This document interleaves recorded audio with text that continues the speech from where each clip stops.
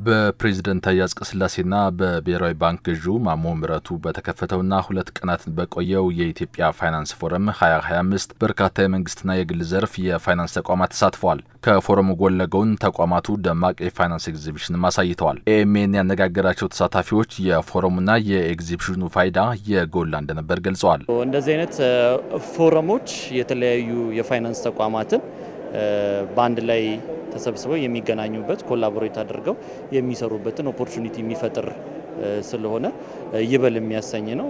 በዚህ አጋጣሚ ናሽናል ባንክን ላመሰግን ወዳለሁ። ራሳችንን በደንብ እንስተዋወቅ፣ ፕሮዳክቶቻችንን አንዳችን ከአንዳችን ደግሞ የምንማርበት ፕላትፎርም ነው። አዳዲስ ነገሮችንም ደግሞ ሼር የምናደርግበት እርስ በርስ የምንማማርበት ፕላትፎርም ነው።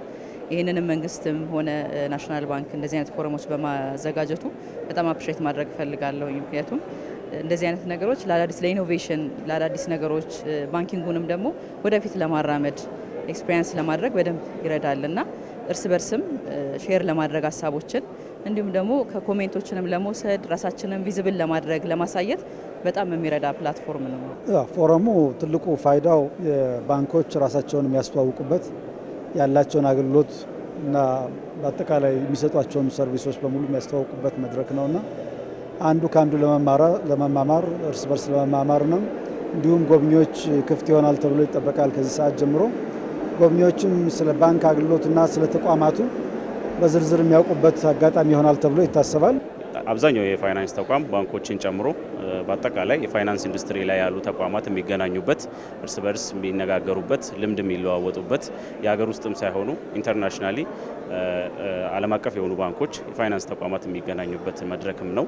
ይሄ ለምንድን ነው የሚጠቅመው? አንደኛ የተለያዩ የልምድ ልውውጦች ለማድረግ አንዱ ለአንዱ የልምድ ልውውጥ ማድረግ አንዱ የሚሰራበትን ሼር ለመደራረግ እንዲሁም የተለያዩ ኔትወርክ መፍጠሪያ አጋጣሚ ሆኖ ስለሚያገለግል እጅግ ጠቃሚ ሆኖ አግኝተነዋል። በእኛ በኩል ካለፈው 1 ዓመት ወዲህ መተግበር የጀመረው የተሟላ ማክሮ ኢኮኖሚ ሪፎርም በሀገሪቱ ውስጥ የግሉን ፋይናንስ ዘርፍ እያነቃቃ እንደሚገኝ የገለጹት ተሳታፊዎቹ ለውጭ ፋይናንስ ተቋማት ሀገሪቱ በሯን ክፍት ከማድረጓ ጋር ተያይዞ ተወዳዳሪ ሆኖ ለመቀጠል የአሰራርና የቴክኖሎጂ አቅማቸውን ለማሳደግ በትኩረት እየሰሩ እንደሆነም አብራርተዋል። ባንኮች ደግሞ የውጭ ባንኮች ተፈቅዶላቸዋል መግባት ለዛኛ በትክክል መዘጋጀት እንዳለብን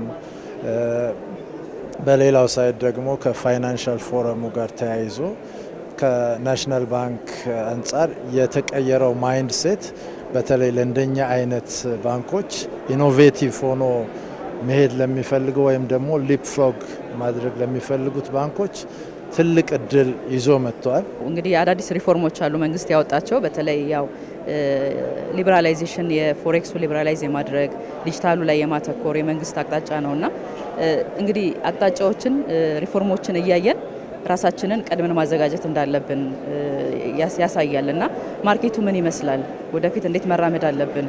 ስለዚህ ባንኮች እኔ እማምነው ለውጦቹን ተከትለን ወይ ቀድመን ለዛ ፕላትፎርም ራሳችንን ዝግጁ አድርገን ከስተመሮቻችንን ሴግመንት ማድረግ ባለን ሳይዝ ባለን ሂደት ከስተመሮቻችን ሴግመንት አድርገን የትኛውን ከስተመር አድራይስ ማድረግ እንችላለን የሚለውን ነገር የቤት ስራ መስራት ይኖርብናል ብዬ አምናለሁ። የፋይናንስ ዘርፉን ጥራትና ተወዳዳሪነት በማሻሻል ለዲጂታል ኢትዮጵያውን መሆን የላቀ አስተዋጽኦ ለማበርከት መዘጋጀታቸውንም ተሳታፊዎቹ አረጋግጠዋል። በተቻለ መጠን በመዘጋጀት አይቀሬ ለሆነው ለምንሻገርበት የኢኮኖሚክ ሪፎርም ወይንም ደግሞ ወደ ኢኮኖሚክ እድገት ሬዲ ሆኖ መጠበቁ እንደ ባንክ እኛም እየሰራንበት ያለው ነውና እንደ መልካም አጋጣሚ የምንወስዳቸው ነገሮች አሉ።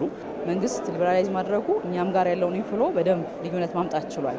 ስለዚህ እዛ ላይ እንዴት አድርገን እንስራ የሚለውን ነገር ማሰብ እንዳለብን ፎከሳችንም ያው የመንግስትን አቅጣጫ ተከትለን ያለውንም ለውጥ አብረን በጋራ አገራችንንም የበለጠ ማበልጸግ ላይ እየሰራ እንገኛለን። ኢትዮጵያ የተሟላ የማክሮ ኢኮኖሚ ማሻሻያ ከጀመረችና በርካታ የፋይናንስ ህግና አዋጆችን ያሻሽላ ካጸደቀች ወዲህ የፋይናንስ ፎረም ስታካሄድ ይህ የመጀመሪያዋ ነው።